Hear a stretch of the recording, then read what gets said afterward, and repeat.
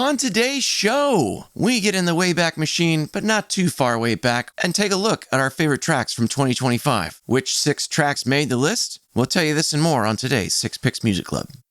Welcome to 6 Picks Music Club, a music podcast for people who don't give a shit about your resolution.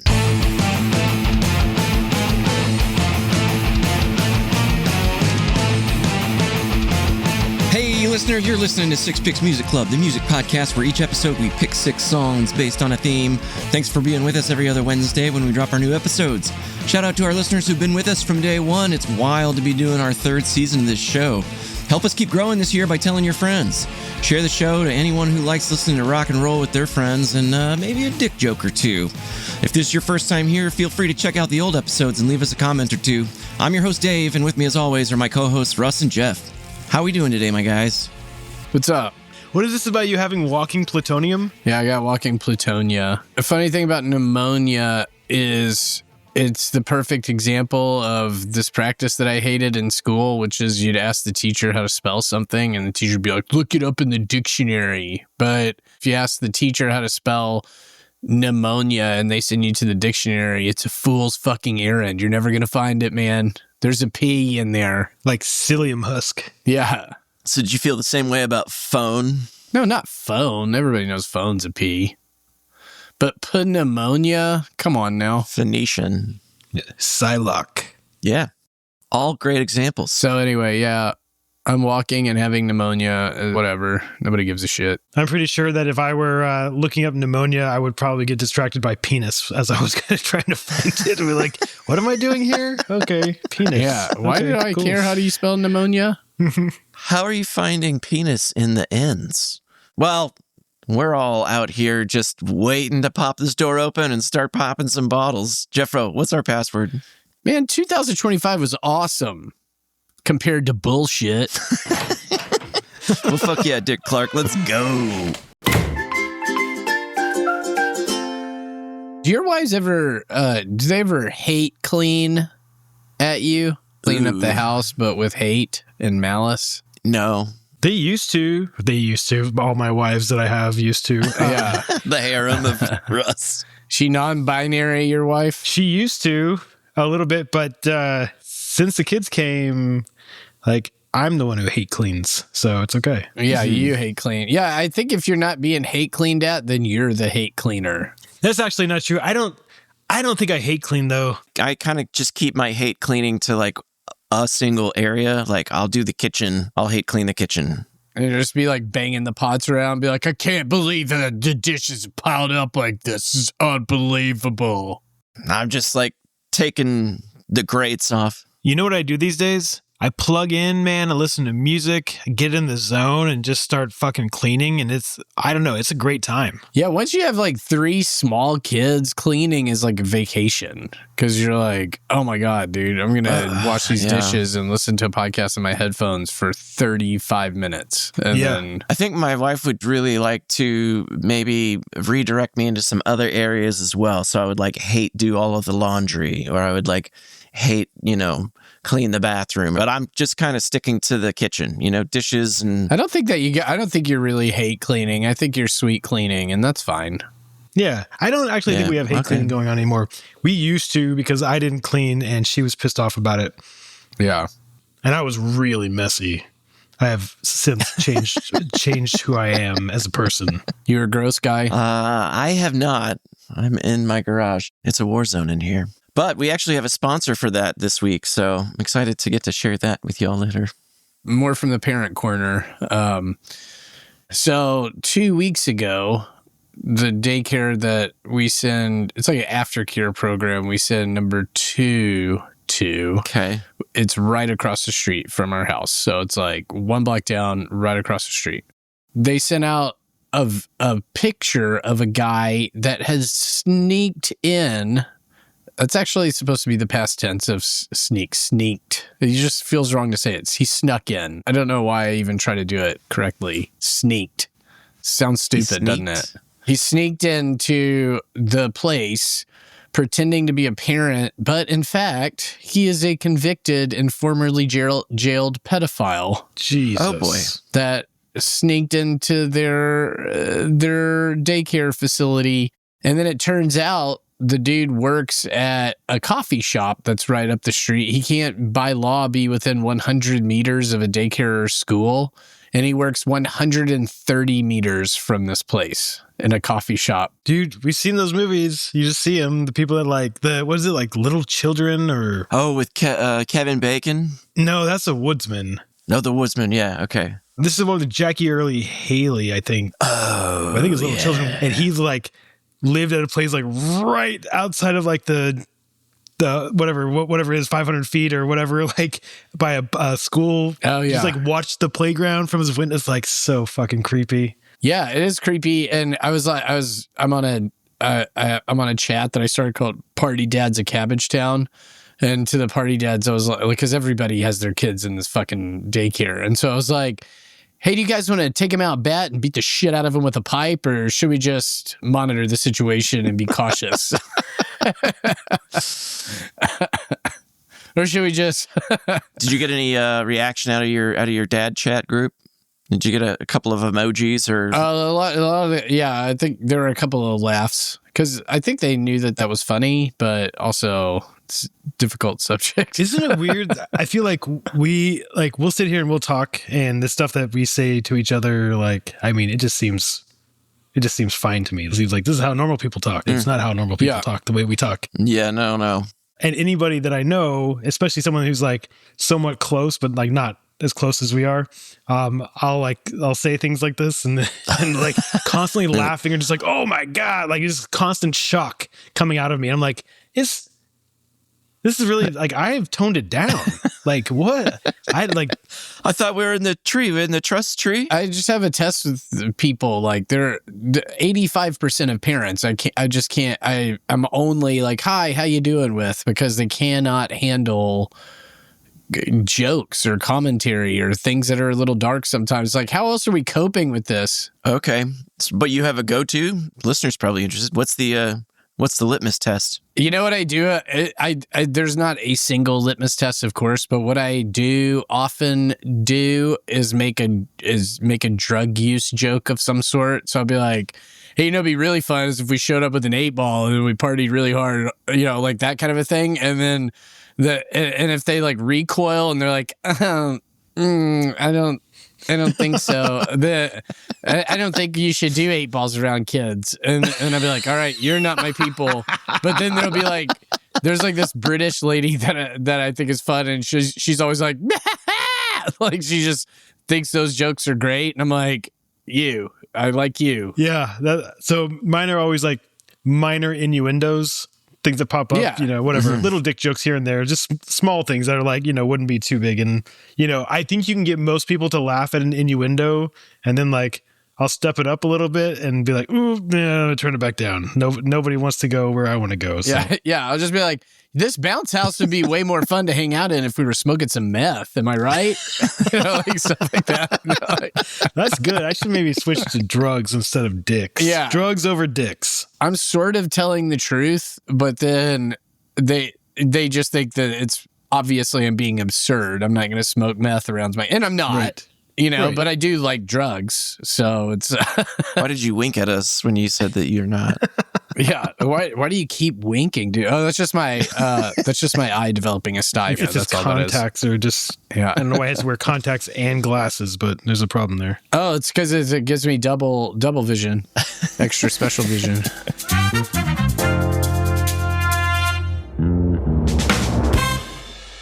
Listener, as you can tell, we've had a pretty solid year, and we hope you have as well. World music certainly has, and so that's our topic tonight. We're going to get into some of our favorite tracks, looking back over the year, and picking out some ones that stood out to us. Pick number 1, baby.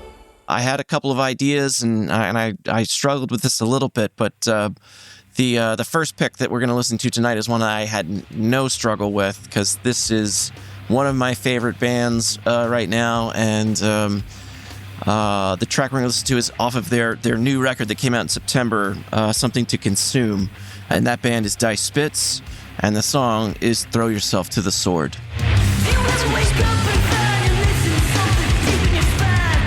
I'm up inside.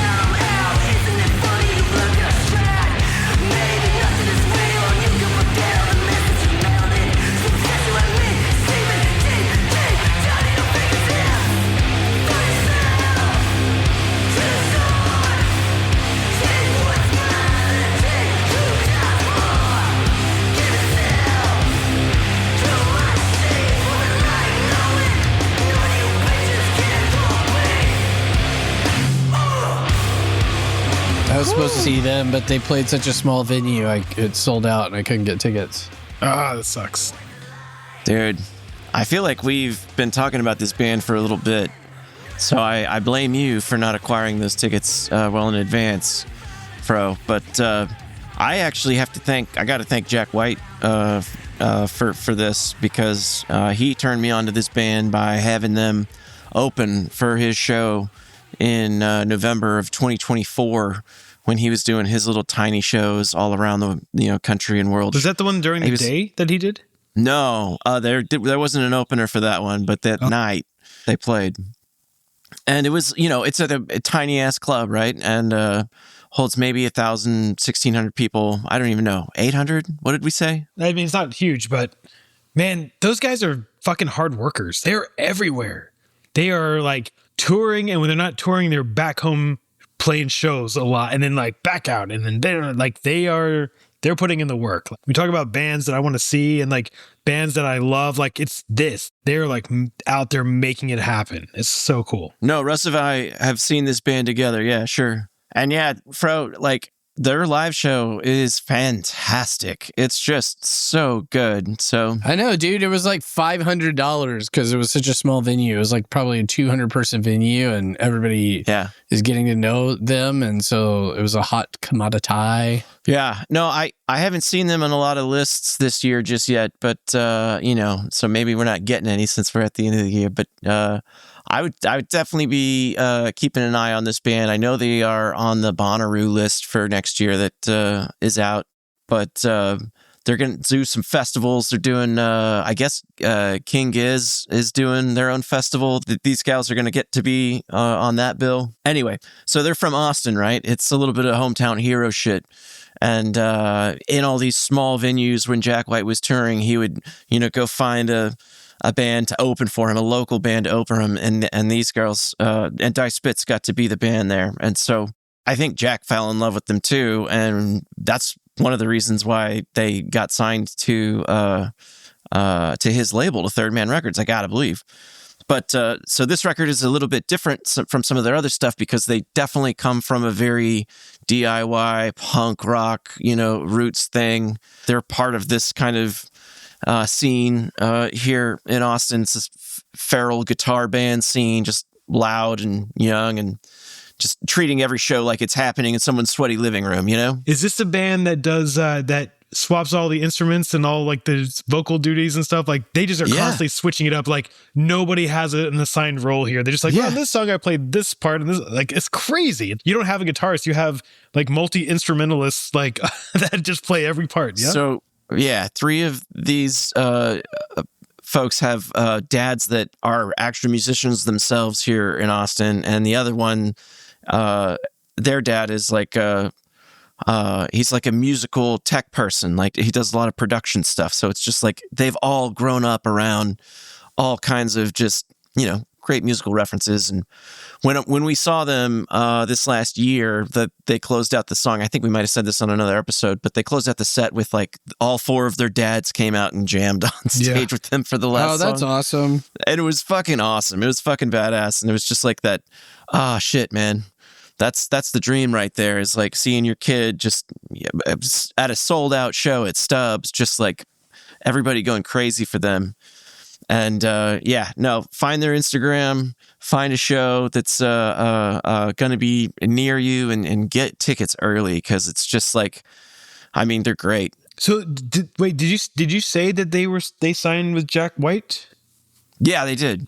Okay. They did. Yeah. So they're on Third Man. So it's not a major label. You have a champion who is, caring about the artist, I suspect. So that's great. So Ty Segall was sort of vaulted out of Third Man Records. Like Geoff the Brotherhood were on them for a minute, or released by them. Dude, I finally got We Are the Champions on vinyl. Oh, you did? Hell yeah. So I think that's like how they got connected with this producer, Will Yip, who produced this last record. Dude, he does Turnstile, which I like. You like Turnstile? I don't know if we've ever talked about them, but I kind of got into Turnstile When Smitty wrote the email, we ended one of our episodes with a Turnstile song. They're interesting. I found out about them because the lead singer of 311, Nick Hexum, it's his favorite band. And so I was like, who the fuck is I mean, I kind of like 311 from way back in the day. Oh, we remember. Yeah. We all remember. Oh yeah, we did that, didn't we? Loving 311. That's how I found out about Turnstile through Nick Hicks.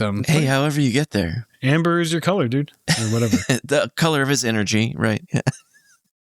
So anyway, Will Yip produced this record. I don't know where they recorded it. His studio is, I think, up in Pennsylvania or something. Massachusetts. No, I'm pretty sure it's Pennsylvania. Delaware. But anyway, we might never know where his studio is. But like as dads, I feel like going and seeing this new generation have that fucking energy and have that fucking yeah, that's cool. So rock in the 90s into the 2000s became like hegemonic. Like it was the number one, and it only competed with by hip hop, but like it was the number one medium for a while in music, the number one genre. Okay. Probably from like 88 to 98 in that range, maybe even into the 2000s some. Because it still mattered when... Oh, before like the boy band pop thing took over. Is that what you mean? Before like things really turned pop at some point. The Black Eyed Peas turn that we were talking about earlier this year. It was like in the early 2000s. Things got glitzy. But you could still have like the Strokes were still a big deal when they, in the New York rock scene was still a big deal. Now, like a new emerging rock scene, it's not gonna be like the thing. However, what I do think is kind of interesting is that rock is not hegemonic anymore and kids are on their fucking phones and shit and they're not having as many real experiences. So being fucking punk rock or being fucking metal and being like playing something that's experiential and in the moment is going to become cool again because it's against all that other glitzy hegemonic shit. So it's putting it in the position it's supposed to be in, which is counter hegemonic. I sent Dave a picture. I was at a show and I'm like, look at all the phones, bro. I was like, look at all the phones. And it's like the entire crowd was watching the show, not a single phone like up in the air recording. He's like, it's just your fucking phone. I'm like, I had to take a picture because there's no fucking phones. But outside of that, and then I started watching and man, there is not a lot going on with phones, at least at the shows I'm going to anymore. There used to be, and then like people have just decided that fuck that. We're experiencing not recording. And it's been really cool. It's been really fun for that. So rock is back in the resistance now. That's what you were saying the last time we talked about this. You said, maybe it's good that rock is fighting for survival. It makes it better. Because when it was on top, it really got shitty. So like... Yeah, I guess I have mentioned this before. Then like when it was at the top, it was like fucking White Snake. And you're like, oh my God, dude. Right, well, and then we had a little bit of Nirvana and Pearl Jam, and that was great. And Stone Temple Pilots, that was a good moment before it then became more pop rock, the worst kind of rock. So that was started off with Nirvana and Pearl Jam and stuff as a kind of resistance to hair metal. Right. That stuff sucks. It's not real. And then we're going to do genuine shit and like play. We're more punk and we're like actually expressing anger and emotions and all this stuff. And then that became commercialized and that became dominant and it became like a fad. It wasn't their fault. That's just what happened. This interview that I think it was Dean Ween was given an interview and he was like, man, Nirvana came out and Pearl Jam came out and you're like, holy shit, that's good. And then Stone Temple Pilots came out and you're like, it's just the same shit over. And then you think for a second, you wait a moment and you're like, nope, Stone Temple Pilots is pretty good. Okay. And then like somebody else comes out, you're like, that's almost felt like, nope, that's good too. And then Matchbox 20. Now it sucks. But he was like kind of pointing out how it went. And he's like, these were actually pretty good until it got here. And then it sucked. It was like, I wonder what his band was where it was like he knew that it was doo-doo at some point. This is an article I read 20 years ago. I always remembered it because I'm like, man, it's fucking great. I remember him talking about that song, What's Going On by Four Non-Blondes. It's his favorite. He was like the first time. He loves it so much. He was like the first time I heard it and saw the video with it, I knew that this was going to be a thing and I knew how much I hated that thing. Like, he was just like, I hate it so much. And it's like, well, it was a thing again in 2025. It was the whole mashup song that everybody was doing in the TikToks and shit. It had another moment. I didn't even know that. Yeah. Anyway, no, I think so. This band and another band we'll talk about here a little bit later. One other thing that I think is great about both of their shows was that it was, and you talk about how the cell phone thing wasn't a deal. Being at the show was an experience. Like, it was like they were so like inclusive of the crowd, and the crowd was just like the energy back and forth. It was just, you didn't want to get your phone out because they were like fucking, we're here for you. And you're like, well, we're here for you. Like, at one point, like, the lead singer said, all right, all of you dudes, go to the back. And all of the women come up front. Like, fuck you guys, cool. You tall ass motherfuckers. Like, go out. This one's for the ladies or whatever. Did that work? Yeah, wife was like, oh, that's cool. They're doing that. And she's like, oh, should I go? And I was like, hell yeah, I should go. Fucking go. So she did. And she went up and like was in the first 20 feet or whatever. And that's awesome. Had a blast for like 2 or 3 songs and then came back and was like, it was and then awesome. after that, the guys ran back up and pulled all the women back. And no, but like the singers calling him out. They were calling out, hey, tall guy, move. Yeah. I feel like I'm always talking shit about legacy bands and stuff, but we took the kids to see The Offspring back in August. Oh, fun. And they had this whole thing about Tall Guy Island where they were like, there's like one tall dude shows up and then like another tall dude's like, I'm gonna go stand by the tall guy. And then all of a sudden you got like a bunch of tall guys standing there and no one can see behind them. And they're just like making fun of those dudes. I'm like, as a short man, which I am, I'm like, fuck yeah. Fuck the tall guy island. Fuck you, tall guy. I feel like everybody in Canada is tall as shit. Whenever I go to a show, they're like, everybody's like 6'4" up here. Just a bunch of Nordics. Well, you gotta be tall to cut down fucking trees with an axe, man. I know, dude. I know, a bunch of lumberjacks. Well, so this is one of my favorite picks. One of my favorite songs for the last year. I got to see this band 3 times in the last 12 months, and I wish it could have been more because they fucking rip. So if you haven't played it, go finish the show. We got some more songs to play too, but put it on write it down. Yeah, but listen to the whole record too. Yeah, you should do that too. Stop telling everybody what to do. Singaporeans don't want to listen to your dick tots. I'm sorry, guys. Okay, apologies to Singapore and to whatever the fuck dick tots are, but it's okay. If they go to school and they work hard, they can be singer-rich. It's gonna be okay. Instead of Singapore. Oh, yeah. Gotcha. It's the shit pick. All right, well, we're going to turn the corner, and we got the shit pick with Geoff today. What do you got for song 2, my guy? Not just a Blur song. Yeah, I got, so for number 2 here, I got AVVT Patton, the collab between the AVVT brothers and Mike Patton. It doesn't have any vowels in the name, but you still pronounce it AVVT Patton. And the song is Heaven's Door. Which one of you here guides the abyss? The crack of thunder, the serpent's hiss. A world of pain, a bed of bliss. Demons waltz and angels kiss. Come back down.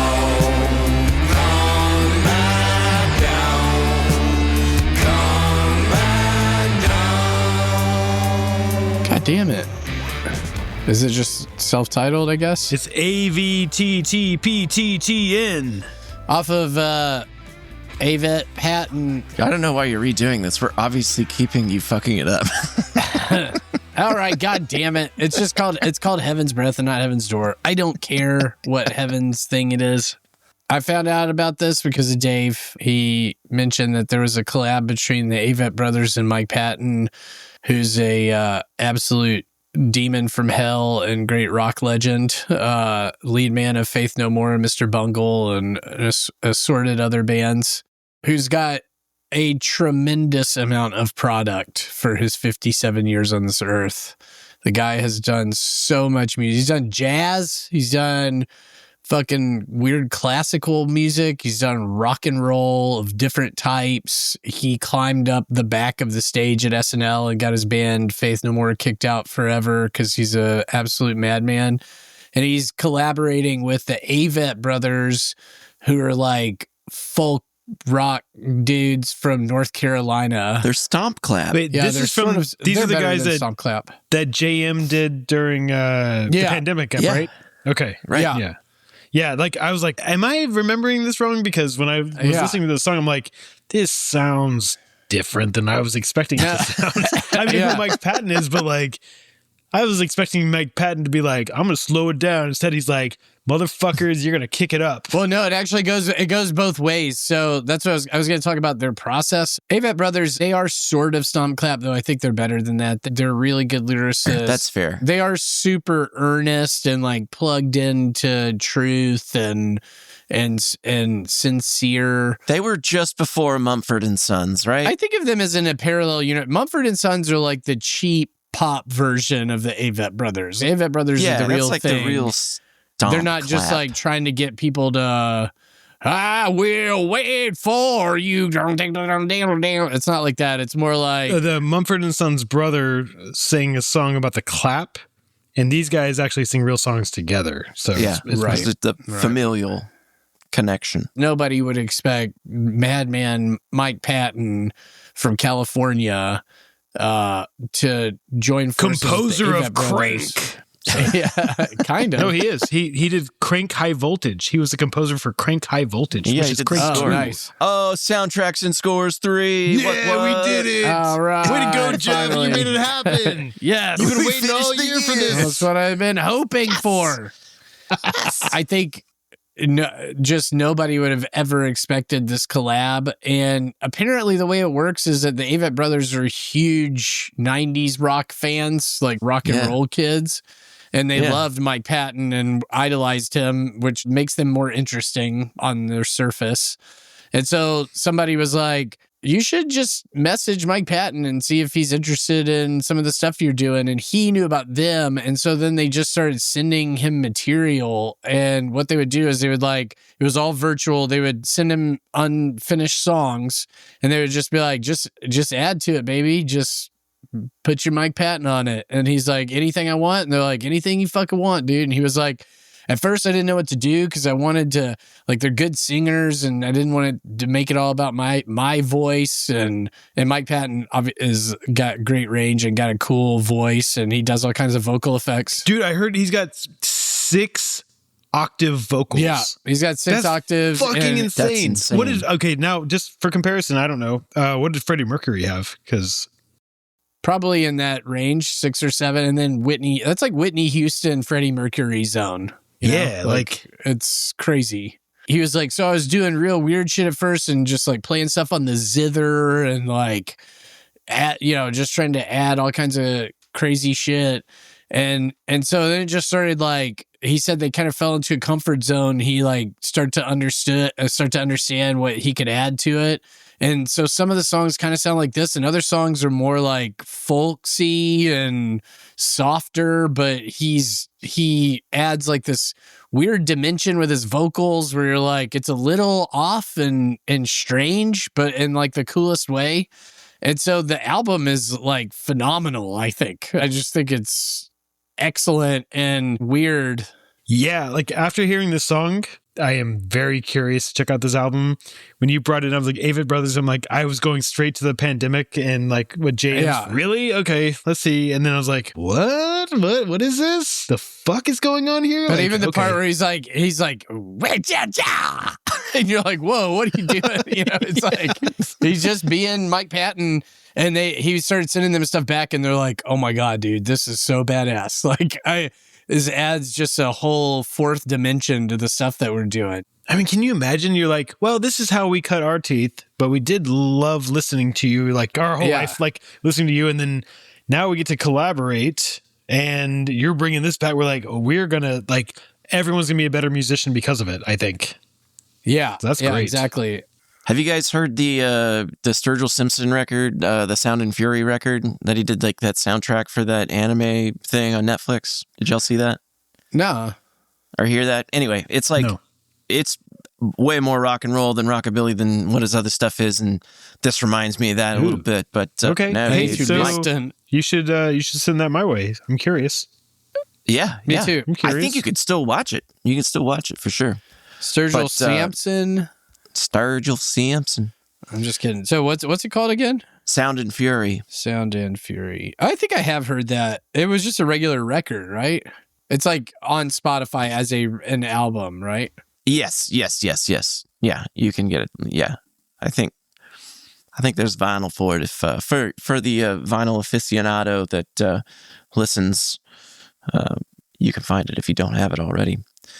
Dude, I'm glad that you fucking liked that record. I was like really interested to kind of like talk about it because it just came out like, I don't know, a month ago. And yeah. So you dig the whole thing? Yeah, I like the whole thing. Probably like the song that sounds like it's equal parts, both of them, because you can tell this is more of a Mike Patton song, and there are other songs that are more AVVT Brothers. Sure. But the one that's like both of them together is called Too Awesome. So just like that feels like it's got both of them in equal parts, and you can hear the collaborations really coming together. But yeah, actually, so the very first time I ever listened to this, I had it on my list of things to check out because of talking on the pod with you guys. And so I was driving in my hometown in Louisiana. I was going from like the city proper to where my uncle lives in a place called Stonewall. And it's like a 40-minute drive. It's like a weirdly long little drive. And it was nighttime. It was really dark outside. And I put this on. It's like the perfect amount of time for an album. Yeah. You're like, I listened to a whole album from like cover to cover. Exactly. Perfect. But I heard this song for the first time and I was like, oh my God, dude, wicked. And then it was like all dark outside and you know, just saw taillights way off in the distance, and it was just like, and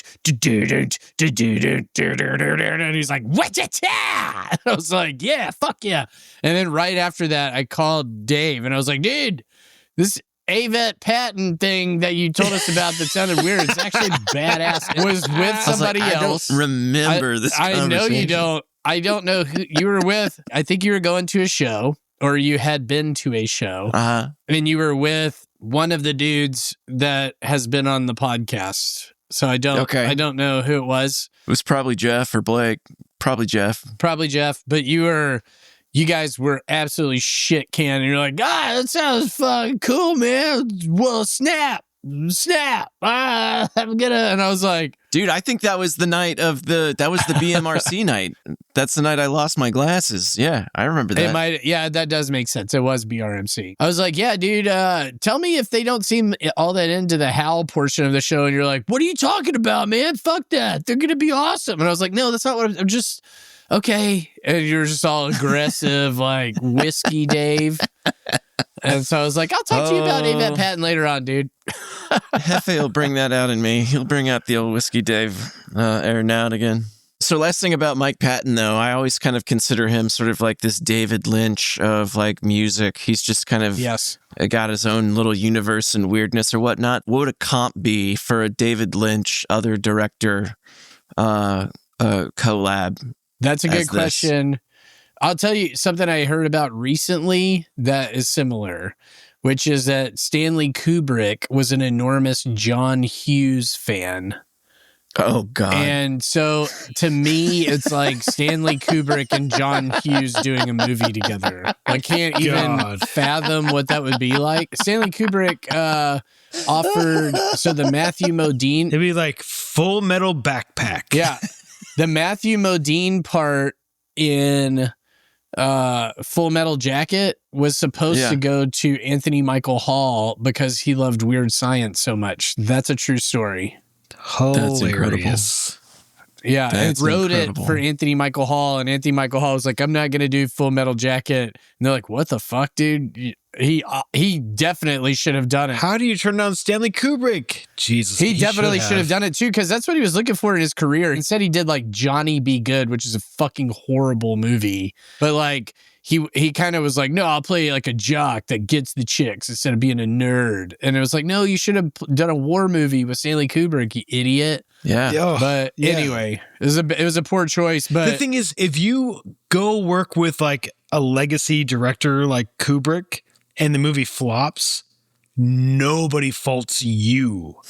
Right? It all goes to Kubrick or whatever, but everyone's like, hey, you did a great job. You worked for Kubrick because he probably pulled the best shit out of you that anybody could have, whether the movie was good or bad. Yeah. Directors like that don't have bad performances. You should go fucking like work with fucking Stanley Kubrick, even if the movie sucks. In the crazy multiverse. I know, man. I somehow weirdly, like a year and a half ago, got on like the Eyes Wide Shut subreddit. I must have clicked on something. Yeah. Oh, and now weirdly. like I don't know how you would have ever gotten there, you fucking freak. but it's just like it's like not a Stanley Kubrick. It's like Eyes Wide Shut only. It's like our Eyes Wide Shut, and it is just like random shit that's in my feed on Reddit, and I'm like, but it's weird. Like all like the Tom Cruise walking scenes in New York were like back projected because they shot it all in England. He's on a treadmill walking. No way. And like, I'm like, what? Wild. Really? Like, it's just wild. Like, just the That shit is that wild. Like, anyway, like, I know a lot more about Eyes Wide Shut than I ever would have thought I should know about. But there is a huge fucking fan base about them. They just put out a criterion of it. I just got that in the mail. So you're telling me that in a multiverse of worlds, there is an experience where everyone is exactly the same, except that Anthony Michael Hall is the evil dad guy in Stranger Things. Oh, instead of Matthew Modine, I see. Yeah. Yeah, dude, wouldn't that be awesome? No, Anthony Michael Hall still burns out too early and then like decides to do like a Dead Zone TV show. He's done. Matthew Modine still makes it, I think. The problem is Anthony Michael Hall, he just like was partying when he was 15 years old. Like that was the problem. Like he just and doing like Richard Pryor impressions and Weird Science and stuff like that. And you're like, how did they get away with all this shit? Jason Bateman too, though, right? And he was going hard pretty young. Yeah, but he's still, he's a Capricorn like me, so we were never gonna totally go off the deep end. But there's always like a plan. You guys have so much in common. I don't know. I've never made that connection that you're both Capricorns. Dude, when I'm serious. I listen to Smartless less now just because it's like a little too fawning over the guests, and I can't unhear that. I just want them to fuck around like and talk shit to each other. But when I hear him talk, so much of what he says is exactly the way that I think about the world. It's so weird. Like, and he'll even be like, I don't know. I don't care about blah, blah. And I'll be like, I don't care about that either. Like, he's just as dismissive of things that I'm dismissive of. He's into things that I'm into. It's so bizarre. But I was like, I don't believe in astrology because it's a made up pseudoscience, but there's something strange. You guys are connected in some way. There's something there. Maybe you both got electrocuted at the same time when you were 9. Wild stuff. Maybe so. Music History Minute, we'll dig in their dirt. Rock stars are people, but way more pervert. One fuck of a ride through their dicks and their jugs. Music History Minute is like sex on drugs. This is a story of a punk rock speech that had immediate international consequences. At the massive Glastonbury Festival in 2025, the fiercely political UK punk duo Bob Vylan brought their raw confrontational energy to the stage. But midway through their set, frontman Bobby Vylan stopped the music to deliver a shockwave. After leading chants of "Free, Free Palestine," he escalated the rhetoric, urging the audience to join in chanting, "Death, death to the IDF," referring to the Israeli Defense Forces. The chant immediately exploded into global controversy. The consequences were brutal and swift. The BBC apologized for airing the segment, the band was quickly dropped by their booking agency, and most critically for their career, the US State Department promptly revoked their visas. A State Department official declared, "Foreigners who glorify violence and hatred are not welcome visitors to our country," effectively shutting down the duo's planned American tour and providing a stark, high-stakes example of the cost of extreme political speech in the music world. Bob Vylan continues to tour in the UK and Europe, but have no scheduled dates in the US. Damn. It was a good move politically and career-wise because nobody had ever heard of them before this happened, and and everybody they're a heard high of them commodity. now. We actually showcased them earlier this year. They were a listener pick, and I wonder if it was because of this story. Music History Minute is like sex on drugs. Well, that's crazy. Yeah. What a year. Thanks, Russ. Welcome to the middle pick fuckers. Getting back to the picks, we are going to swing over to number 3. Number 3 tonight is Russ, actually. What do you got for us, sir? Okay, so I have a song by Laura Jane Grace in the Trauma Tropes.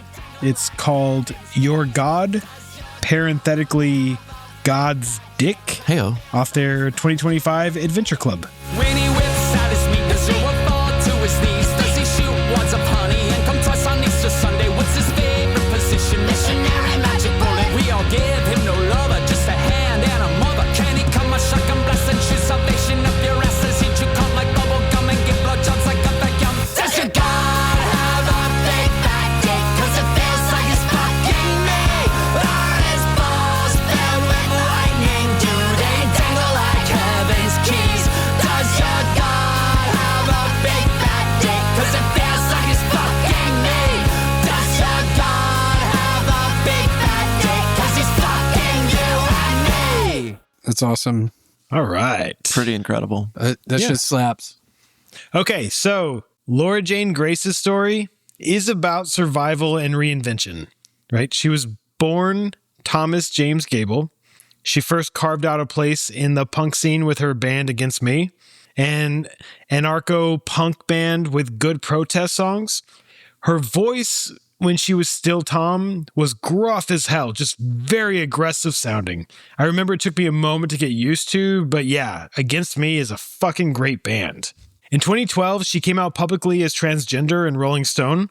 She said the move ended years of self-loathing and secrecy, but it also shined a spotlight on her as a representative of a community she was only beginning to connect with. It was around the same time that the Against Me lineup was falling apart. Laura said it didn't have to do so much with the transition, but more where she was mentally that caused all the issues. During this time, she had been writing transgender dysphoria blues, but delayed the recording until she could clean house with the band. Essentially, that record contained just her guitarist, and a new drummer. While recording in 2013, Grace suffered a full nervous breakdown. She was dealing with medical issues related to hormone therapy, which worsened during sessions. The stress of coming out, the band collapsing, her personal struggles, including the collapse of her marriage, left her emotionally shattered, right? Despite this, she pushed through and finished the record in July of 2013, describing the process as brutal and overwhelming. This marked a shift where Grace's songwriting sharpened. She became more confessional, and her presence in the scene grew even more defiant. Which leads me to my song, which is Your God, parenthetically God's Dick. To me, it makes perfect sense that she got to the place where she'd write this song, right? The Christian community, for the most part, hates trans anything and everything, right? And the most vocal of these people are the GOP. You know, the shit they say now, and especially during the election, is just like yikes, just fucking yikes.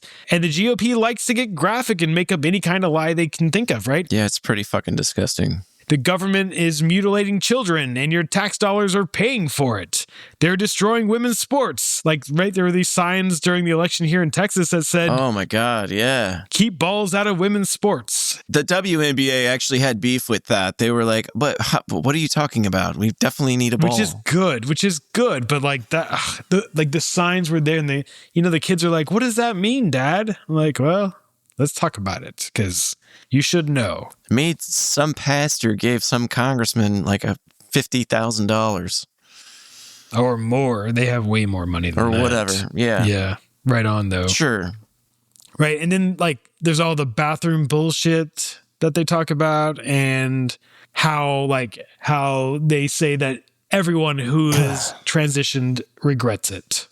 Which it's this fucking thing of like the fixed pie fucking fallacy. I don't know. It's just like if you give something to somebody else, that means there's less for you. And it's just like that is I don't know, is that just like an intrinsically sort of conservative like approach, Fro? I mean, I feel like I don't know. I think we talk. No, I hear what you're saying, but so we were talking talk to the kids and like things like hugs and love. It was like we can never run out of hugs and love. You know, okay, you can never run out of these things.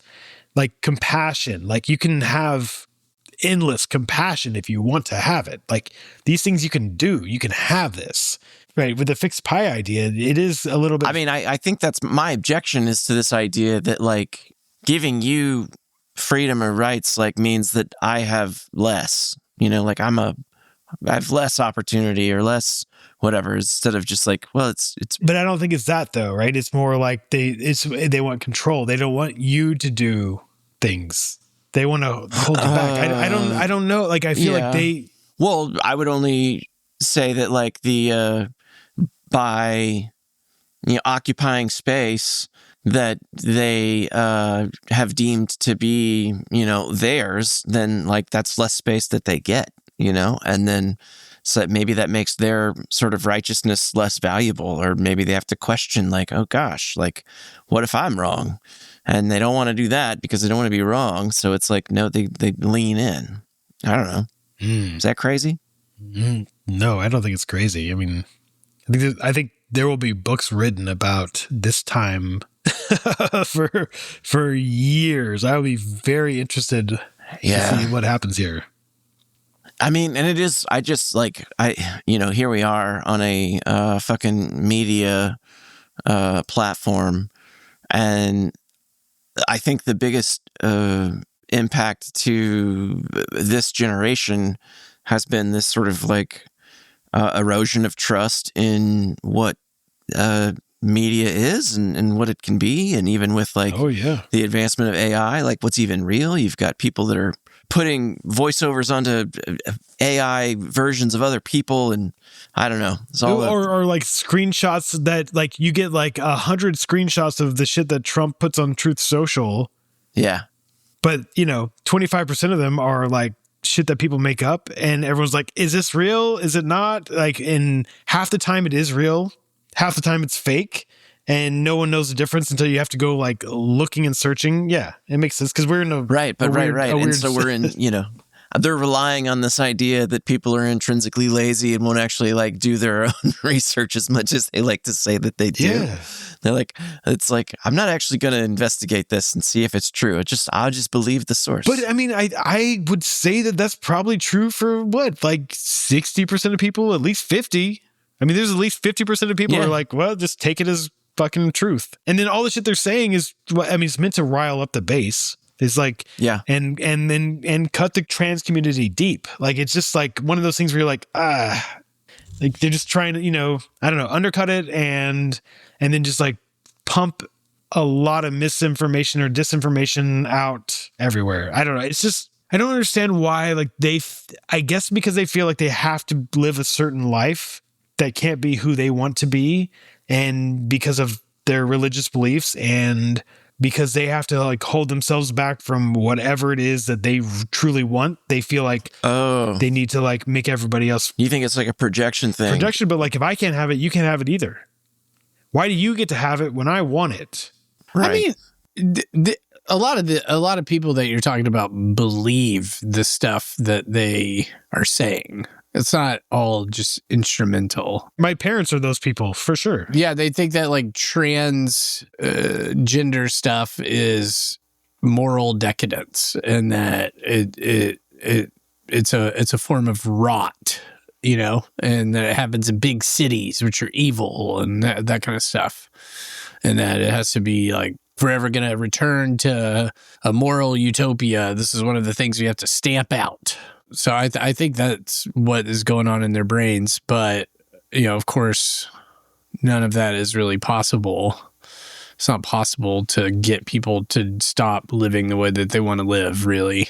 And then they'll end up doing whatever they want at some point anyway. Well, I think like maybe that's like another big piece of the change, right? Is like the difference in sort of agency or access people have now. It's like it's a point of conversation we've got, musicians like our artist right here who had hugely successful careers, who've then gone on to have successful careers again after they've, become more aligned with their sense of self, who have like re-identified what they've always felt or whatnot. So it's like, I feel like it's part of a conversation that there's a generation of people that were never involved in. And so it's entirely foreign. It's entirely alien, like I think the concept of what transgender was to me versus like Eddie Izzard cross-dressing, like I didn't equate the two. It was just like, oh, cool. He's a comedian and he's doing funny stuff and he likes to wear women's clothes. So like, whatever, like go for it. Yeah. And that's a different, his special from, I don't know, what is that? 15? No, man, that's like early 20 2000s. years ago? 20? Yeah. Okay. 25 years ago, 25 probably. years ago. Yeah. That's a good one though. When he teaches good. the It's entire great. audience French and then does the entire set, like or the end of his set in French and everybody's laughing because we understand what he's saying. Yeah, that's pretty good shit. All to say, like, I think there's a thing, and it just sucks that like religion has turned, I think, a lot of people into single issue voters, and they vote against their self-interest and effort to kind of. But they're trying to add more to it. Like, right, abortion was the major single issue vote, but I think trans has now made it like a double issue vote. Obviously, like the LGBT stuff has definitely done that as well. So, I mean, they're doing their best to like rile up the base and piss people off and get people going that direction. And you think to yourself, okay, so what does the trans community have to fight back? Yeah, how do they battle? And I feel like what's the good response there? And I feel like Laura Jane Grace has decided like, well, I'm going after your God. Yeah, she's given them an anthem. Yeah, no, totally. I'm going to stick it so hard and so deep in you that like you're going to hate me with everything you have. Okay, so like it's so blasphemous, right? If you are very religious, like this is a very blasphemous song and I fucking love it. And I'm curious, like, do we have a ranking for like what would offend the right more? I mean, it's got to be like LGBT and trans stuff has got to be the top, right? Maybe abortion. Abortion feels like it's probably moving down because it's not so because they've got some control over it now. Definitely attacking Christianity is got to be top 3 one way, depending on how you do it, right? Like yeah, I think maybe having some evidence to, Jesus being bi or like just openly gay, and that's why he lived with 12 men. I don't know if there was like a C scroll or something that came out where it was like a party list or whatever, who else was invited or something. Oh, I love it. Okay, yeah. That might. Jesus is in the Epstein files.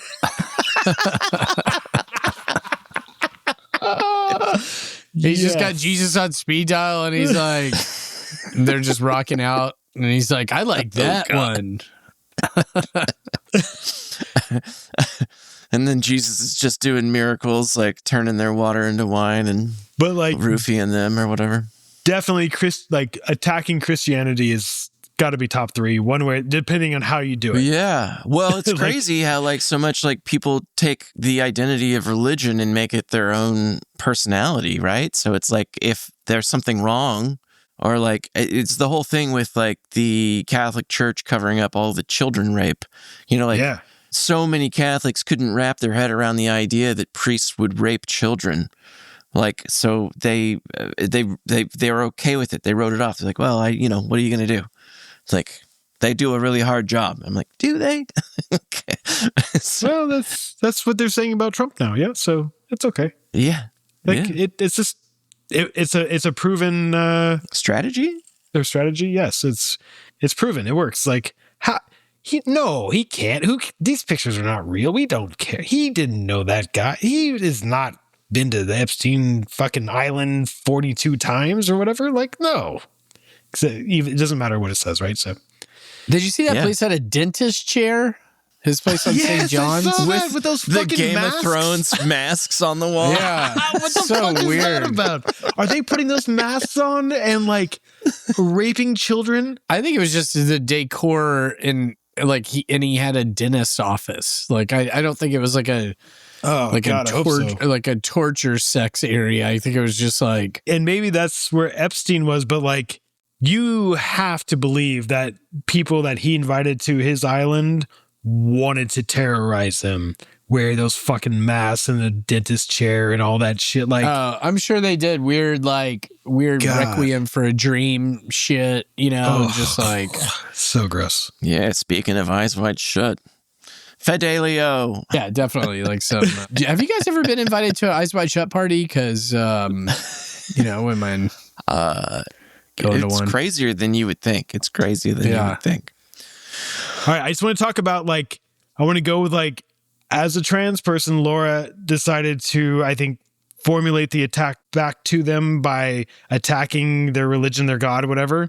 And sure, she was quoted as saying, "I'm not being profane to be profane. I'm not just saying dick to say dick," which is something that I do. I say dick to say dick, but she does not.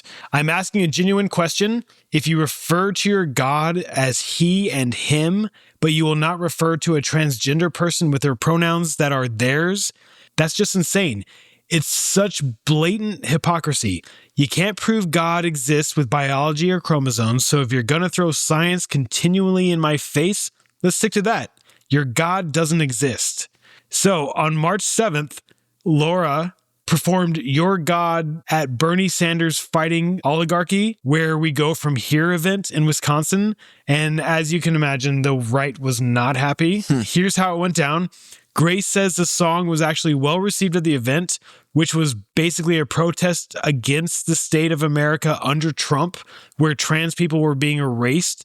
She's quoted as saying, "That song is the most relevant song I have right now to everything that's going on." And she made sure to stress that she's cleared it with Sanders' team first. She said, "It's a little profane, but out of all the songs I played, that was the one everyone connected with immediately. It's a straight up protest song. I don't know what else the event was supposed to be other than a protest rally." Now, there's this guy, Tim Pool. He's a political commentator, podcaster, and someone who used to call himself an OG fan of Grace and Against Me, jumped in saying his fandom ended when she came out as trans back in 2012.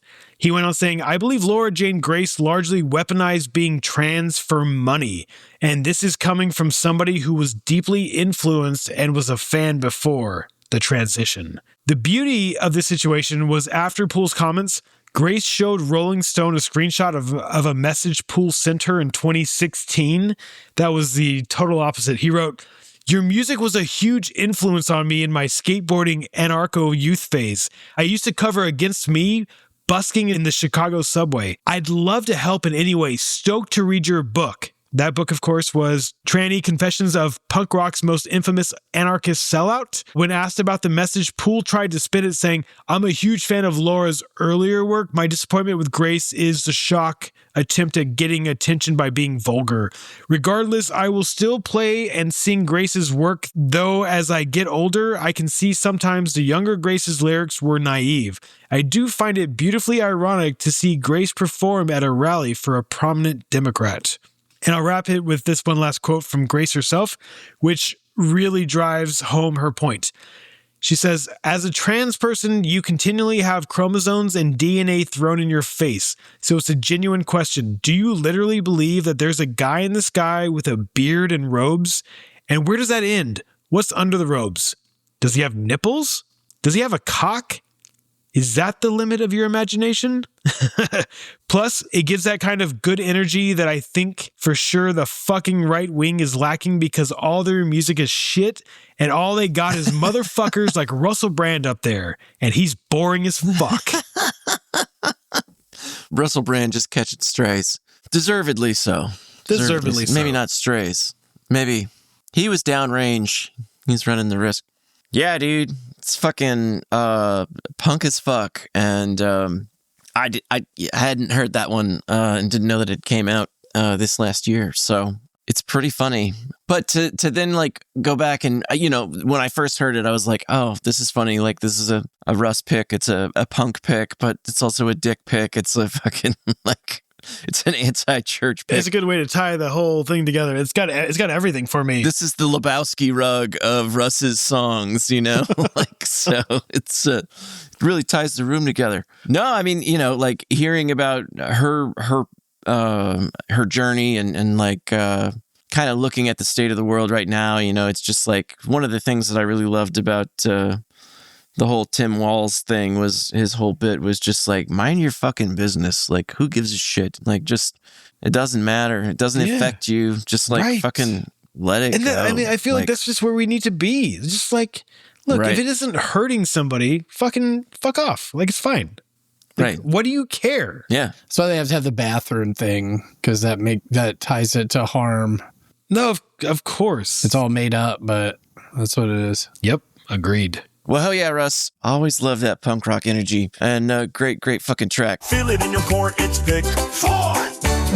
Next up, we got pick number 4, and that one is Coming Back to Me. Another record from this year. I think it's their 6th record. The band is Big Thief, and the album is called Double Infinity. And the first track off of it is called Incomprehensible. I'm afraid of getting older, that's what I've learned to say. Society has given me the words to think that way. The message spirals, don't get saggy, don't get gray. But the soft and lovely silvers are now falling on my shoulder. My mother and my grandma, my great-grandmother too. Wrinkle like the river, sweeten like the dew, and as silver as the rainbow scales that shimmer purple blue. How can beauty that is living be anything but true? So let gravity be my sculptor of the wind. Big Thief is a band that has been sort of on, lists of bands that, I should listen to. Like, I've been told by people and things over and over years and years since they were a band that, you should check these guys out. They're good. I don't know if it's like a thing where like Geoff, the name always kind of like, I don't know about the name. Like I'm not in love with the name. Like it feels kind of whatever. Yeah, it's not a great name for what they are. Yeah. So I never really did get into them, and then it was last year. I think Big Queef would have been better. Big Queef. I don't know that that's actually the target demographic they're trying to reach. What about some other ideas? Karate Queen. Karate Queen? Yeah, what do you think about that? No, it's too aggressive for this. She was a state karate champion in Indiana. Yeah, but it doesnst make sense for the music, though. I mean, I like it. I know, Russ. I just wanted to mention about that Adrian? she's Adrian Linker, yeah. There'll always be a place in my heart for this band. They were the first concert I saw out of the pandemic. Oh, no way. So after a year of not going to shows or whatever, this is Big Thief was my first show. Oh, we did this before, but what was your first show, Dave? Mine was Spoon. Mine was Rise Against. The Descendants and the Messingers, where they all played together. It was a fucking great show. Dude, are you fucking kidding me? Jesus, Russ. That's like Cream Dream. That makes more sense. I always thought that band the name was S-Poon, but it's Spoon. There's no space. Spoon. No, you're thinking of the all-female Wayne cover band called Poon. S-Poon. They're the southern version. So, like, tell me more about that show. Like, what was that? Like, where was it? And... It was fucking incredible. It was at the Civic in New Orleans, and we were just like, me and my buddy Will were just so amped to be going to a show. Everybody was like masking inside, but we were like, oh no, not Mardi Gras Will. Yes, Ketamine Will. Ketamine Will. yeah. Yeah, That's okay. the Will. All right. And he's also Will that came up here to watch Game 2 of the World Series this year with me. Oh no shit! He flew Fuck up hell. and we were sitting pretty close to the field. It was awesome. But yeah, good dude.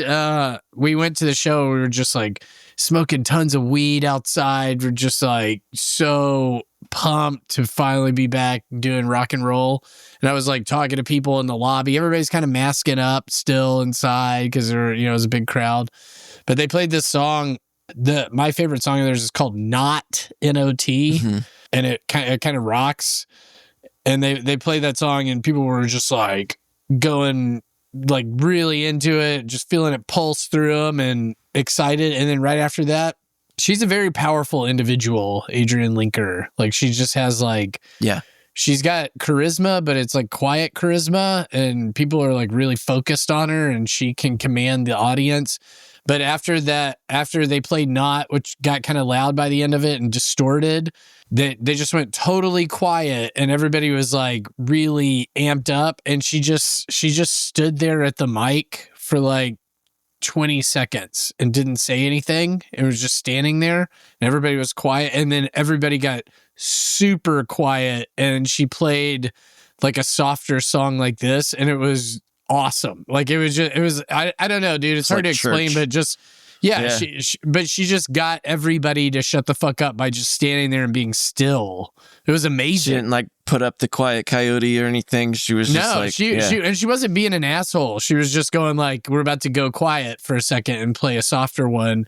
But she just stood there, and she was just kind of like feeling the energy of it and just waiting for everybody, and everybody like just got super quiet. I feel like 2003, I probably saw one of the best shows I ever saw. Me, Smitty, my old roommate Thomas, and C-Love all went down to San Antonio to watch the Foo Fighters play. They opened up, the Transplants, who were like Tim Armstrong's like side piece or whatever, opened up, and he was so wasted. It was like the opener, they were so bad. Oh my God. The Transplants were so drunk and bad. It was not good, but there was not a lot of people at that show, and we like I was a college kid, so like I did not have a lot of money, and the tickets I bought were not good, but because there weren't that many people, we ended up like jumping down to the pit and like getting down into there during the Transplants because there weren't people there and no one was really paying attention, no one cared, and we knew that we couldn't leave because we couldn't come back,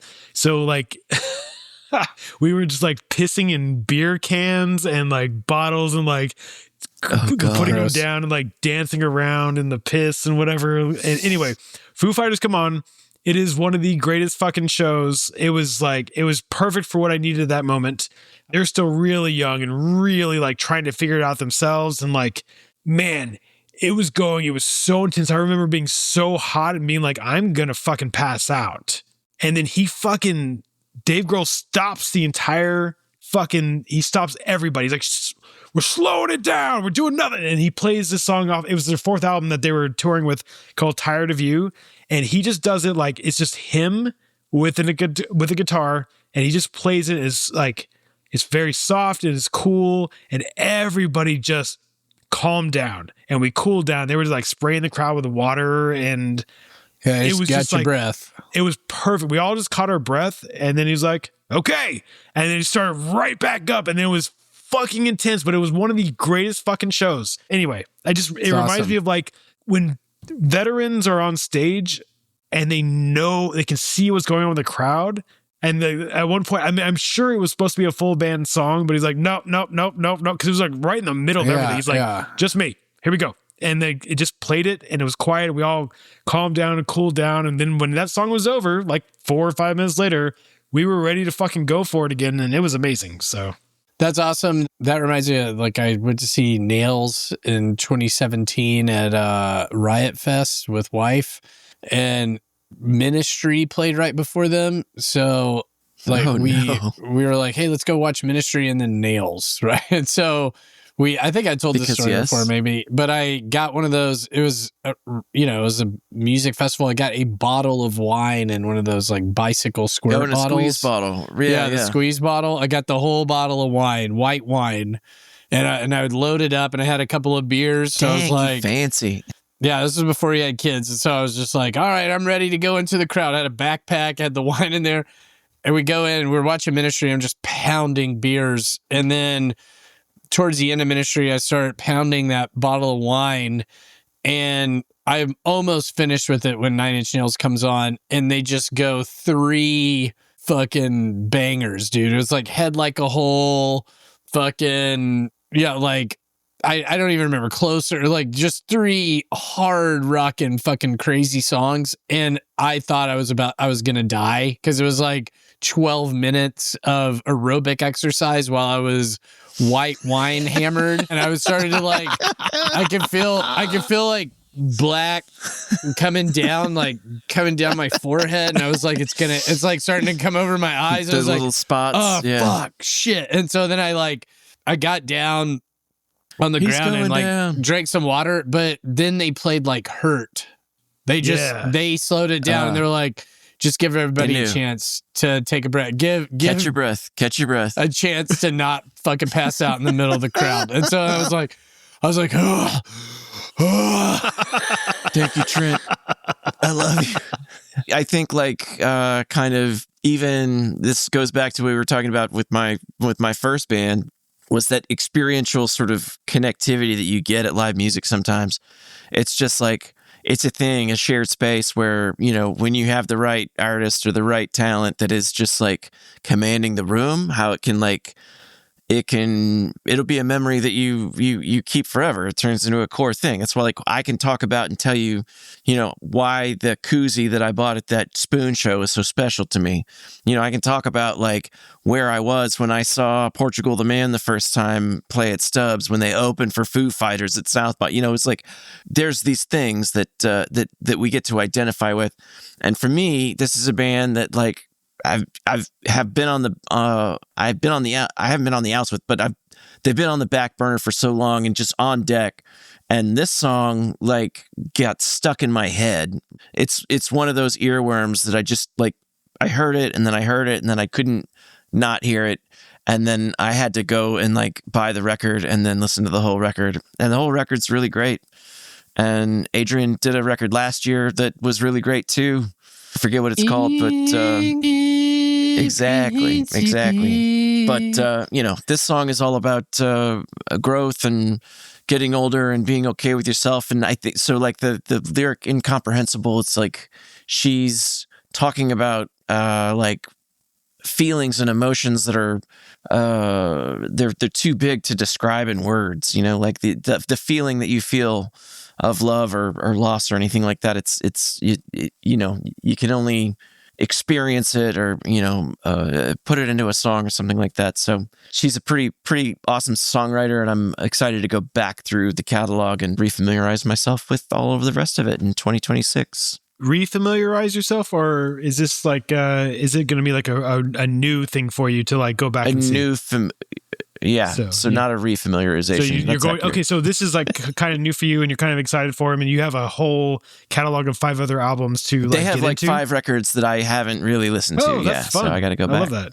Yeah. I love when that happens. Yeah. I'm excited. Although, you know, I have done, you know, I've read from a number of different people that like this record is different than what they've done in the past, and how sort of the kind of psych rock thing is a new thing. Like they're continuing to grow. So, I mean, it is a little bit of a going back to see where they started kind of deal, but I really dig this. I don't know. It's okay. The song Not is on Two Hands, the record. Check that out. Okay. Hell yeah. Let's take a break and chew the fat. Play that motherfucker. Geoff, Russ, and Dave in the motherfucking chat, chewing the fat on stuff weird and whack. Today's Chewing the Fat is brought to us by Garage Busters. Are you keeping college textbooks in storage bins because, hey, they're good books and one day I might need to look at 17th century costuming? Do you have a tool chest that is a mishmash of 3 different tool chests? Do you have a family of squirrels living in your engine block because you can't park your car in your now storage bin? If you feel trapped by the overwhelming chaos in your garage and you're looking at making change in 2026, call the Garage Busters. We will come to your house and throw everything away. Literally, we will bring in a giant bin and throw everything in it. We'll sweep out years of dust and vermin feces, leaving your garage fresh as a daisy. And it won't be you throwing away your kids' artwork from pre-K. That's what we're here for. So don't wait. Get your life back on track. Call the Garage Busters today to schedule an appointment. Slots are filling up, so don't delay. Ask for info on our annual subscription pricing. Okay, Dixie. Thanks so much. Let's roll it. The one thing I wanted to talk about, I just thought it was really interesting, is that we had to take an animal not too long ago to have him put down. But the person that did it came in and he kind of had like a flat top and white hair and a lab coat on. And his name was Jimmy Kevorkian. And it turns out he's Jack's son. And I was like, how did you get into this line of work? And he's like, you know, my dad helped people commit suicide in the States. And I just kill animals, but it's like totally legal. It's like, that's really interesting. Why did he say it like that? I just can't believe that's like. Yeah. And this is at your dentist office? No. It was at the vet or whatever. You were at the vet. Animal Okay. hospital. Fucking dentist office. You're like, what the fuck? Yeah, I don't take my animals to the dentist office. While I check to see if you have any cavities after this cleaning, let me tell you about how I've been killing animals, and there's no problem with it. It's cool. Legally. I legally killed them. It's not Little Shop of Horrors. It's the real life. I took him to Jimmy Kevorkian's pet suicides. Is that all he does? Does he like do routine checkups and like everything else? Nah, he's mainly like they call him in when they need to put one down. Oh, I saw a video of him because he puts he's got the little treat that's tied to a string, and the cat or dog bites it and pulls it, and then all of a sudden it just like happens, and so it's fine. He has this contraption, and he like has a treat on the other side, and the animal walks towards the treat, and then it just wraps a plastic bag around their head with duct tape, like just walk through the bag. And then the claw comes down and picks it up and drops him in a bucket of water. Perfect. Oh my God. Jimmy Kevorkian. Great guy. He's a good guy. Yeah. He's actually kind of humane. Did you stay and watch the whole thing putting yours down, or did you just like say, go with God? I don't want to watch you drown in a barrel. Oh, yeah, I watched it. I was smoking meth. It was great. It made it way more fun. What you guys do up in Canada, some of us will never understand, but Jimmy Kevorkian's pet-assisted suicide. it's on Broadway. I'm sure there's a street called Broadway in Toronto, right? There's a Broadview I'm aware of. I'm sure there's a Broadway maybe somewhere. I just There's got it Broadways wrong. everywhere, right? Jimmy Kevorkian's pet-assisted suicide. Yeah, up on Broadview. Maybe he can sing a song on that in that show about turning cats into hats. I turn cats into hats and whatever, dancing around. Your favorite cats into hats. You love that little fur ball. Now wear him forever. That would be such a fucked up show. Jimmy Kevorkian's pet-assisted suicide Broadway musical. Dude, I think it's brilliant. That would be hilarious. It's so funny. And now back to Six Picks Music Club. Keep the drive alive, it's pick 5. And we're back to 6 picks. And song number 5 tonight is going to be Jeffro. What do you got for us, Jeffro? This is one of the best songs in 2025 and a much anticipated sophomore album. This is Wet Legs Mange Tout off of Moisturizer. Hit it. You think I'm pretty, you think I'm pretty cool. You wanna fuck me, I know most people do. Here, take this packet, you read it, it says Mange Tout. I gave you magic beans, I hope you're gonna get out soon. Oh man, I hope you're gonna get out soon. I really hope you're gonna get out soon. Oh man, I hope you're gonna get out soon. It was a long anticipated sophomore record. One thing I love about them is they put out this record. They both had solo careers. This is Rian Teasdale is the lead singer, and then the lead guitarist is named Hester Chambers. They're from the Isle of Wight. They were pursuing separate careers. You could probably tell from listening to her vocals that she's got an operatic voice. Like she's just got an absolutely magnificent voice. She's got some range. Even though she's a soft-spoken human, she can really sing, like actually sing. And she was trying to do like piano music, like Regina Spektor type music, and she was miserable. And then like Hester came up to her and she was like, why don't we just do like a fuck off rock band for fun? And she was like, okay, cool. And so they did their record Wet Leg that had Chaise Long. It became enormous. They toured for 3 years. It just kept getting more and more steam to where like they're playing festivals, and like Dave Grohl, speaking of Dave Grohl from earlier, is coming out and helping him scream on some of their songs. And it was like, they just became like mega.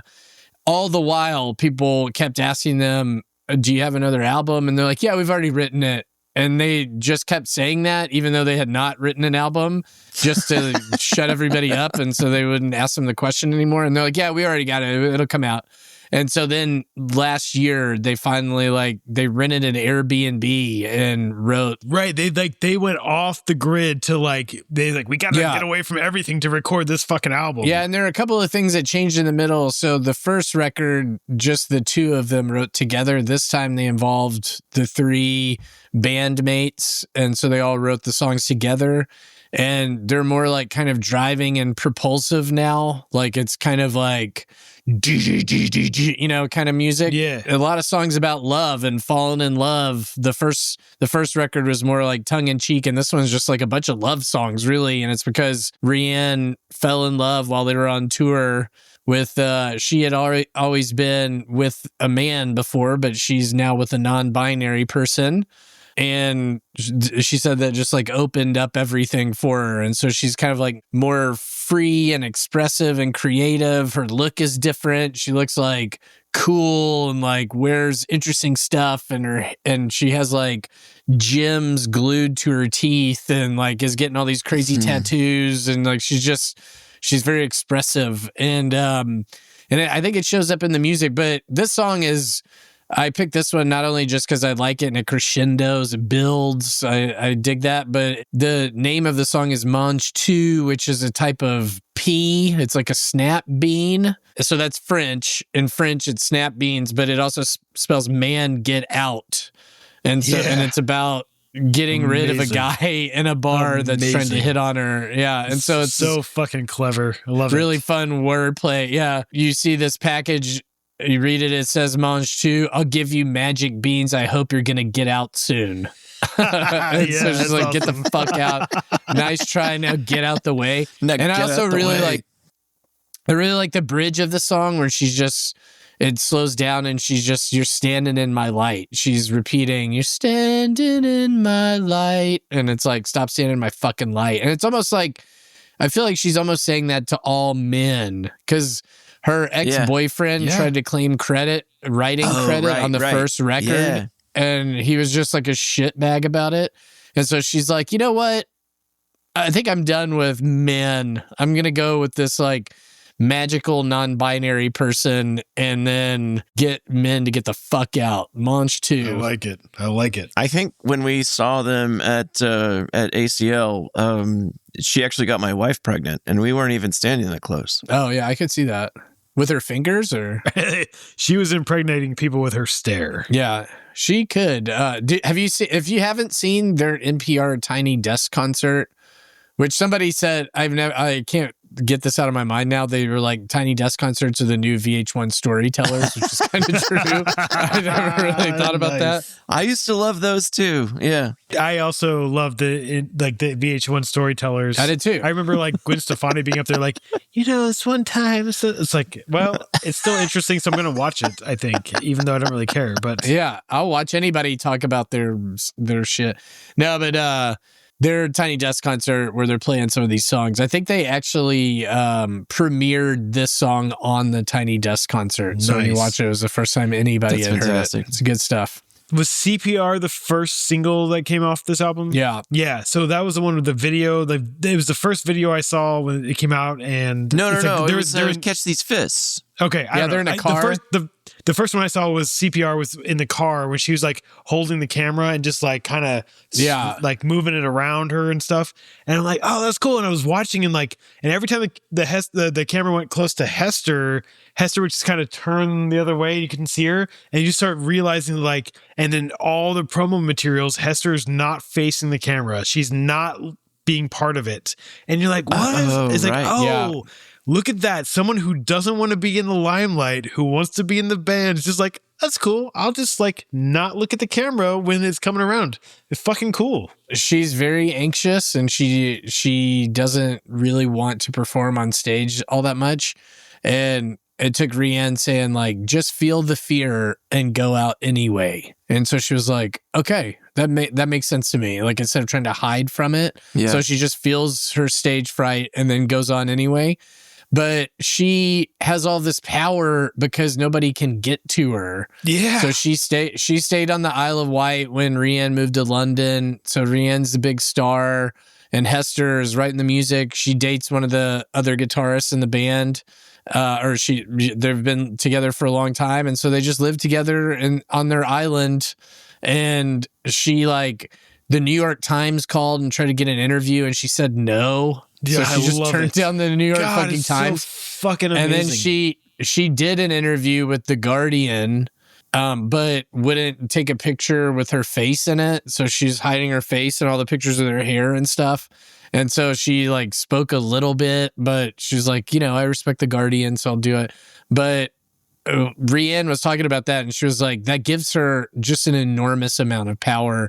And she's like, it's amazing how pissed off journalists get, and we think that's hilarious. I love it. So they're like, it is the best. That is amazing. Yeah, they don't give a fuck, dude. But they've also, I've talked about this before with Prince. It's hard to discover this lesson for people that are performing artists because they want to be in the limelight. But if you withhold, if people want you and you withhold from them, they will want you more. It makes you bigger. It makes me go back to when there's that, I don't even know if it's apocryphal or not, but Denzel apparently telling Michael B. Jordan, saying hey, if you're out on Instagram every day doing shit all the time, then people are seeing you and they're not going to go to the theater to watch you. So if you want people to come see your movie, don't be out there giving them who you are all the time. Make them need to find you, and they will go and watch you. That's right. And if you keep doing good shit, they'll want more and more and more. Right. And so that's why I just think their whole approach was genius. But I do love that Rianne decided I'll be the star. I'm cool with that. And Hester's I don't want to be the star. And she's you don't have to be. And we'll make this work, and we can keep the band together. Yeah. It normally goes, everybody wants to be a star. It's a fucking disaster. But I love where they're headed, and I think their music has grown in a way that I really enjoy. So yeah, I'm happy with this pick for sure. This record has got 2 Grammy nominations, right? Yeah. Oh, I didn't know. They won Grammys the first go round, so they're just I think it's 3. House. Is it 3? I think it's 3. Is it 3? Oh my gosh. Yeah, 3 nominations for their second album, I think. Are they up for the Mercury Prize in Britain? Gotta be. It's the prize that they give to the single best record. So every youngest year. child loves this record and requests it regularly. Yes. She's like, hey, can we listen to Moisturizer? I was like, absolutely. LFG. That's awesome, dude. It's good. It's good all the way through. In fact, I think my favorite song to listen to is the very last song on the record. It's called You and Me at Home Again. Celebratory chorus that everybody in the whole band is singing on. A big thing with a cool riff. Yeah. But yeah, man, they're my shit, dude. I love Wet Leg. I saw them walking down the road right next to my house in Toronto. No way. There's a place called the Phoenix, and wife and I were driving down the street, and they were just walking with their coffees 4 or 5 hours before the show. And I yelled out, I was like, Wet Leg! And then they were like, what the fuck? And then I just kept driving.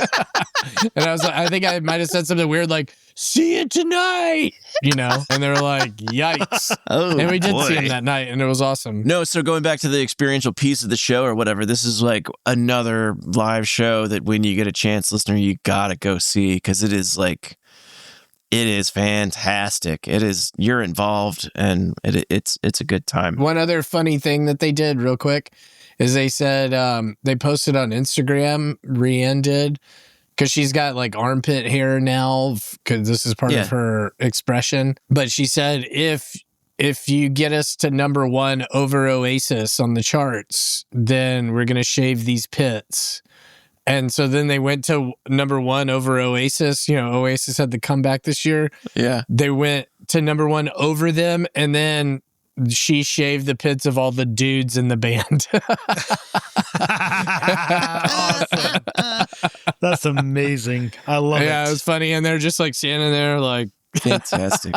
No, this is a great band. It was a great show. We saw them at ACL, and then we saw them again at Stubbs the next weekend, and it was fantastic both times. Tit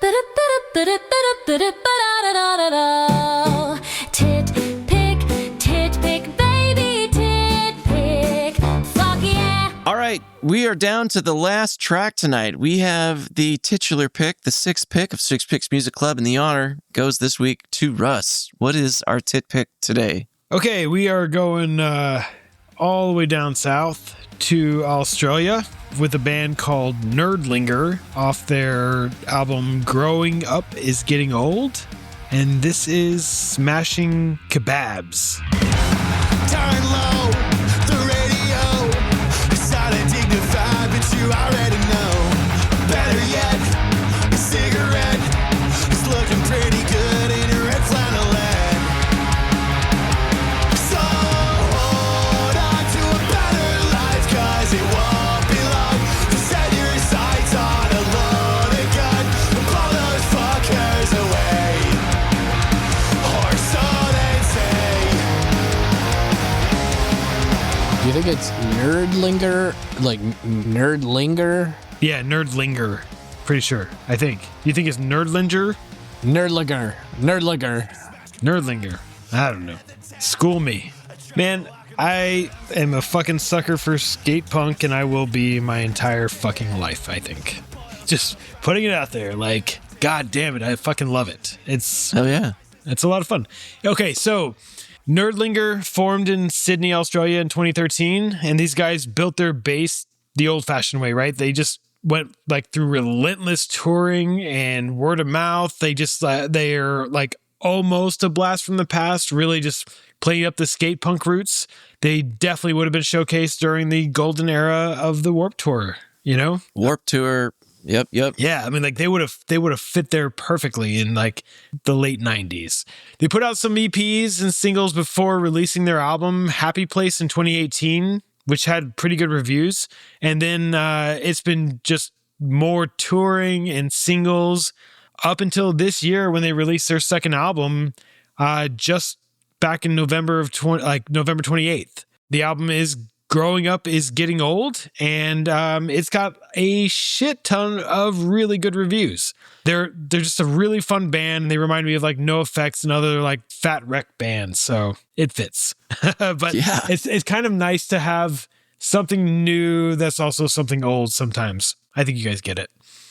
The pick tonight is called Smashing Kebabs. I think we'd call them kebabs. I don't really know. Maybe it's kebab. I'm not really sure. But I know it from the Flight of the Conchords. You can get her a kebab. Yeah, so kebab.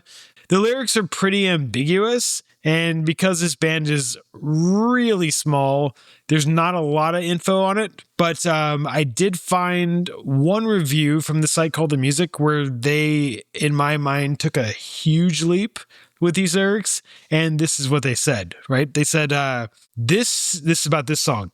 This sick puppy stretches a weird little what if thread into something darker. It ponders how far the ugly side of Australian nightlife might be if we had taken one more step toward the kind of gun-soaked culture you see in the States. Imagine if the Port Arthur reforms never happened. Imagine drunks with assault rifles instead of sloppy punches and kebabs hitting the pavement. It's about the tipping point where a fun night out goes postal and becomes something you can't laugh off the next day. Much worse than a splash of garlic sauce on your favorite black tea. Okay, so I'm not getting like any of that. There's a mention of a loaded gun, but the rest seems like a pretty big stretch, but it did get me thinking about like the Port Arthur reforms. Yeah. And here's a little backstory on that. So back in... It was after a mass shooting. Yeah, April 28th of 1996, 35 people were killed and like many more were injured in the mass shooting that took place at the Port Arthur tourist precinct in Tasmania. And the massacre immediately provoked a national debate concerning the private ownership of guns, especially automatic weapons, as Tasmania had the weakest gun laws in the country. And within weeks, fucking weeks, Prime Minister John Howard implemented critical uniform changes to gun safety legislation with bipartisan support from the state, territory, and Commonwealth governments. They created key legislation that banned pump action, automatic, and semi-automatic firearms and established mandatory requirements across the country. They also implemented a buyback scheme funded by tax increases, which allowed gun owners to surrender newly banned weapons for compensation under an amnesty provision. More than 650,000 firearms, both banned and legal, were surrendered to police or destroyed during the buyback, marking a profound cultural shift in the community's attitude toward destructive weapons. And later amnesties and voluntary surrenders pushed the total closer to 1 million guns being removed, but it did cost the government nearly 500 million Australian dollars, right? And this just got my gears fucking turning. I'm thinking like, okay, so Australia has 26.7 million people. The US has 341.8 million people. The gun deaths in Australia is around 1 per 100,000 capita compared to the 13.7 per 100,000 in the US, right?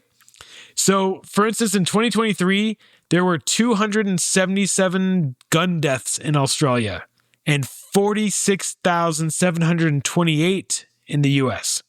So just like doing the math, if the US had implemented similar gun laws like the Port Arthur reforms, that 46,728 would have been lowered to roughly 3,500 that would have died. So like that's roughly like a 93% decrease in gun deaths. Anyway, I know like America wants to fucking have their guns and hold their guns, but fuck, man, like there's a better way. There has to be. Yeah. No, I mean, so like, what was did you calculate the cost of a gun per Australian dollar on the buyback? Well, you say 1 million guns at 500 million, so... You have $500 a gun. So extrapolate that out to population versus U.S. What are we thinking? $500 a gun. How many guns in America do you think there are? Oh, there's more than one gun for every one person. So there's something like 350 to 400 million guns. 400 million times $500. So what is that? 20 and that's if we were to trillion do it today, to buy right? back all the guns. Where was it back then? I don't know. I used to study gun violence, and I was an gun violence or gun violence prevention advocate in Louisiana, where especially New Orleans, where gun violence is particularly bad. There are a couple of interesting things about the Australia kind of phenomenon. Now there's more guns in Australia than there were prior to this mass shooting, but there's still fewer gun deaths and far fewer than there are in the United States. And it's because doing something like having a national response to an event like this, it has an effect by itself. Like there's a stigma about guns in Australia that does not exist in the United States, where guns are like, it's for sporting and for fun, and it's awesome, and we love shooting guns, we love them, and they're for our personal safety, and so we have to have them all the time. And it's just like obviously a gun obsession in the US, and it's part of our culture. Whereas in Australia, they solved that problem in some ways 30 years ago. They said, this is too much. We can't be a gun culture like that. And so people still have guns, but it's not so easy to access them if you're a young person. Their licensing is serious there, et cetera, et cetera. Like there are regulations. So like, would you say that their laws are kind of common sense? Yeah. Yeah. Like, I don't know. I don't give a gun to a baby. I don't know. Yeah, I mean, that's the thing, that the factor that contributes most to mass shootings is gun availability to kids. I mean, that shouldn't surprise anyone, but it's too easy to get them. Like a lot of kids have that kind of ideation. Oh, I'll shoot up a school or I'll shoot up a public place, but they can't quite get to guns quickly enough when they're planning to do it. But in the US, that is not a problem. They go take them from their parents, they go to the store, buy them, whatever. It's much harder to do that in other countries, But there's no connection between the saturation of guns in our society and mass shootings, and you would be a fool to make such a connection, right? Of course, like, oh, what an absurdity. What are you, a professor? Yeah, so it's too bad, man. sorry, I'm just a doctor. The moment that things could have changed was Sandy Hook. Like, yeah, man, for fucking sure. There was an opportunity there to say, well, I mean, I don't know. Even could you go back like even further to say Columbine? Like maybe Columbine, but like after Sandy Hook, which is just like their was it babies. because Columbine was like the first one that was so fucking publicized? We were like, oh, this will never happen again. And then it was like fucking second graders. Yeah, they should have fucking made sure it didn't happen again. Yeah, and the interesting thing about that is after Sandy Hook, the NRA went quiet. They went off the grid for a couple of days and nobody knew what was going to happen. And everybody was like, they even within the NRA were like, oh, we're fucked. Like this, it's over now. And then Wayne LaPierre, the head of the NRA, came out and he was like, the only solution to gun violence is men with guns. Like he just doubled down and everybody's like, yeah, all the gun people.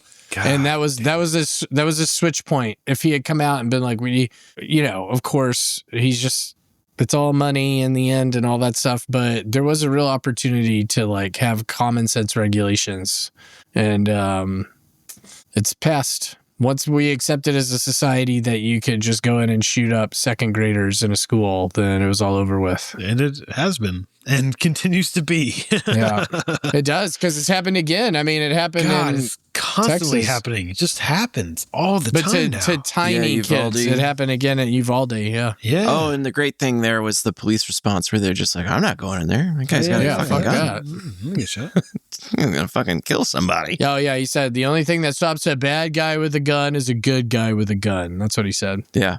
The good news is that there's going to be a giant asteroid that hits the Earth and obliterates humanity. But until we get there, we've got 2026 to look forward to. So thanks for hanging out with us every other Wednesday, and we'll see you in 2 weeks.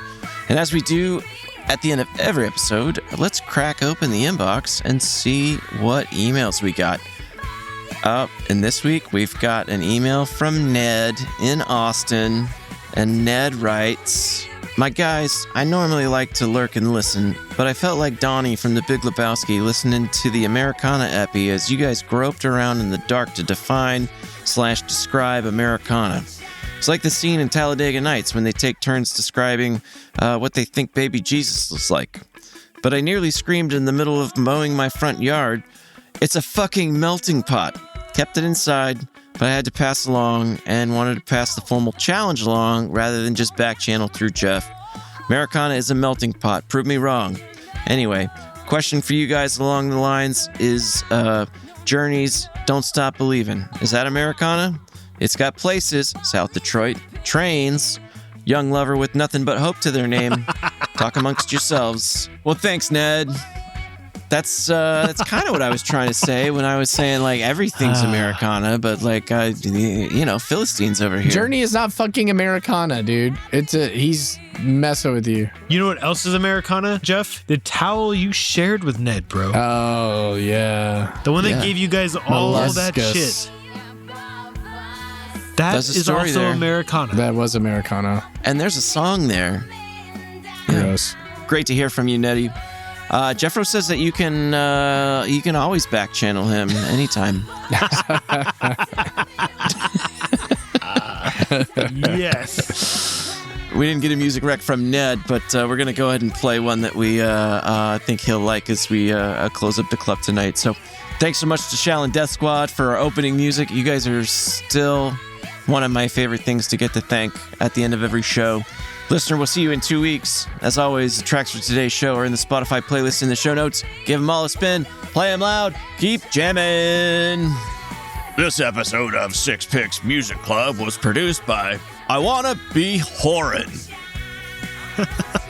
Edited by Dixon Herbert. With special thanks to Dixie Rhett. I'm so